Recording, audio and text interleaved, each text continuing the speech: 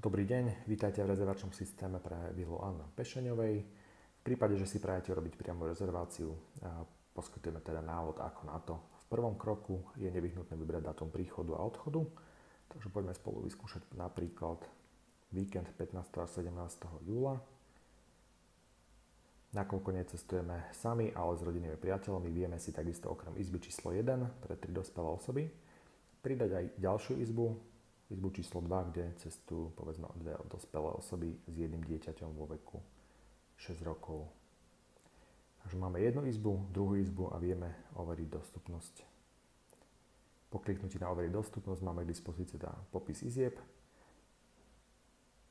Avšak máme možnosť vidieť, že ani pri jednej z nich nie je možnosť kliknúť na tlačítko vybrať. A to z dôvodu, že je teda minimálny počet nocí 4.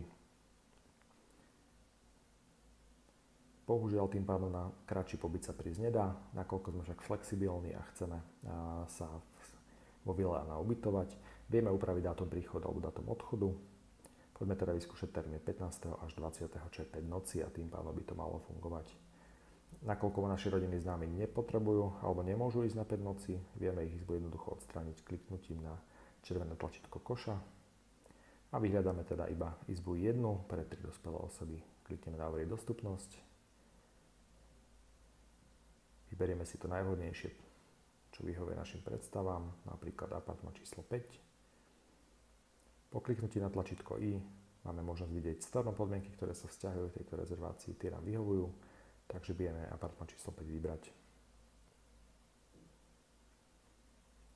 Nasleduje už iba informácia o mestskej dani, ktorá sa pripočíta k cene pobytu. Dáme úplne vpravo dole tlačítko pokračovať.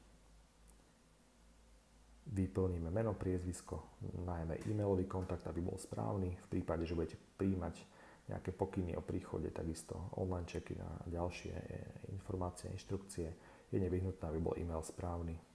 Po vyplnení všetkých údajov súhlasíme s obchodnými podmienkami, takisto so spracovaním osobných údajov.